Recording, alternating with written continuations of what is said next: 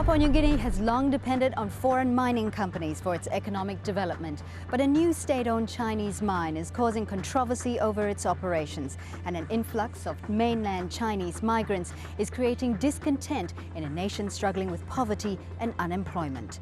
I'm Fauziah Ibrahim. In this edition of 101 East, we speak with Papua New Guinea's Prime Minister Sir Michael Somare about China's influence here. But first, I travelled the country to find out just how racial tensions are affecting this Pacific nation.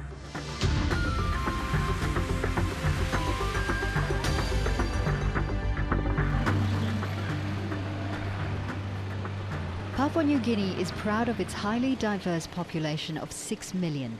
This Pacific nation is home to hundreds of indigenous and ethnic groups and over 800 languages. But in May this year, the country's peace was shattered by riots targeting Chinese-owned businesses. It started in Mosby on a Tuesday, and by Friday it's spread to about 4 or 5 other centres, just like that. So to me, that is a sign that people are getting frustrated from being marginalised. Many say the violence was rooted in resentment against an influx of migrants from mainland China. In the last 10 years, Chinese workers have taken over many local jobs and businesses, while a majority of Papua New Guineans struggle with high levels of poverty and unemployment. You know, Papua New Guinea has gained political independence. We are proud of that fact. But sadly, when we look at the economy of this country, it is 99% in the hands of foreign countries or foreign investors. And when we see small businesses like this taking over by foreigners, especially Asians, you know, this resentment start building up. And we feel that we are reduced to becoming spectators, not participating in the economic development of this country. But the Chinese migrants who own these small food shops and supermarkets are not solely to be blamed for robbing locals of opportunities. Is this issue of facilitation, corruption. They come in, they offer money to bureaucrats and to other Papua New Guinea businessmen who also act as links and facilitate the entry of this group of people that come into the country. What we want, when we want. Bernard Fong is a Papua New Guinean of Chinese descent. He believes these new migrants are to blame for the racial tensions. It's not targeted all Asians. It's mainly the new Chinese that come into the country. Most of them come in illegally. They buy their work permits, they buy their visas, all legally, and then they start doing jobs that they're not supposed to do. Jobs that are put aside for Papua New Guineans. But because of corruption that we have, they are able to get permits and all that to run this business. We tried to speak to Chinese shop owners but were turned away. Locals say they're rarely seen on the streets and prefer to remain behind steel bars in their shops rather than mix with the local community. Bernard says this refusal to integrate underlines their motive in using Papua New Guinea as a stepping stone to their final destination. A lot of them, I believe, they come in here, hopefully they become legal here, they become long-term residents here, and the next step is to apply to go to Australia. Because if they apply direct, I doubt it that they'd make it. Others say these new migrant Chinese have also imported new vices into a country already known for corruption.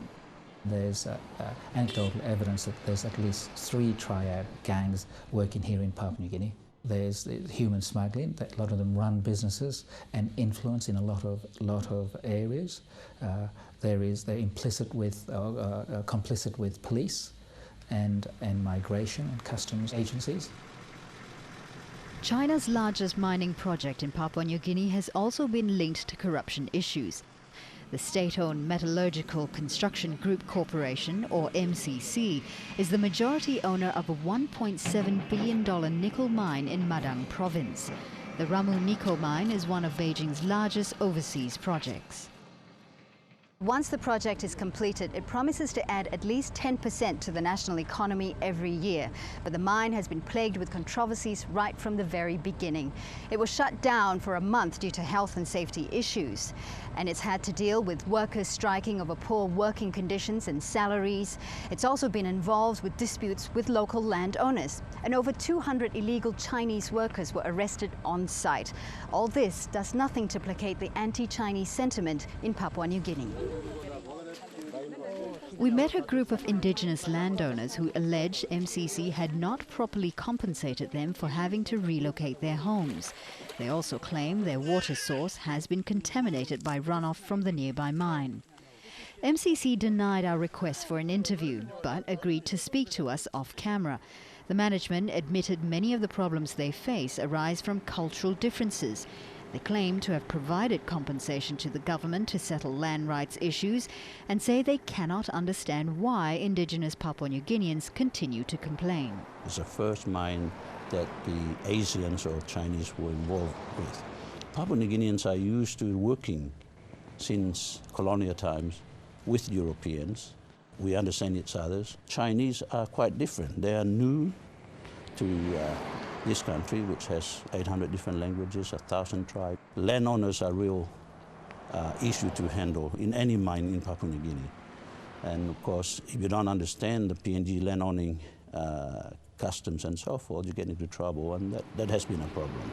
So are you saying that maybe perhaps the Chinese way of working or operating doesn't quite gel with the way the Papua New Guineans work? We have a development standards, construction standards, working standards that we have to adhere to, and it's a question of whether the Chinese want to impose their standards or follow our standards. Things go right down to living conditions, salaries, employment conditions and so forth. Earlier in the year, the Immigration Department was accused of issuing false work permits to Chinese workers at the mine.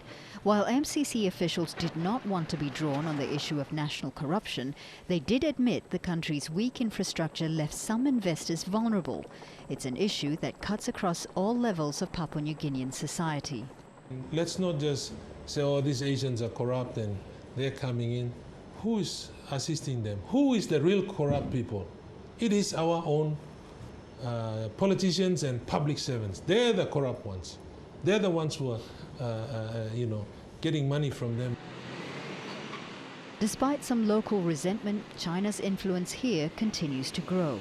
The government recognizes China's global power and is actively strengthening economic, military and political ties with Beijing. Like other Pacific nations, Papua New Guinea sees China's presence as a way to counter Australian and New Zealand influence in the region. If we have problems with Australian particularly, we say, well, you're not the only one.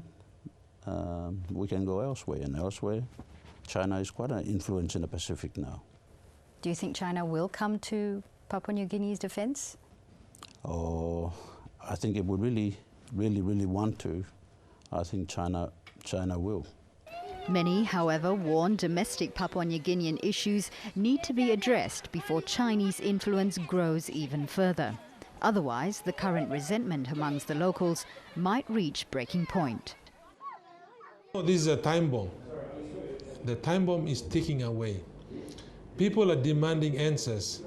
And not only marginalization, but, lack of good governance, so much corruption, and so many issues that are not being addressed. All these are contributing to the feeling of resentment and anger and outrage by the people. And perhaps the Asians are becoming the unfortunate victims. Coming up after the break, we speak with Papua New Guinea's Prime Minister, Sir Michael Somare. Stay tuned to 101 East.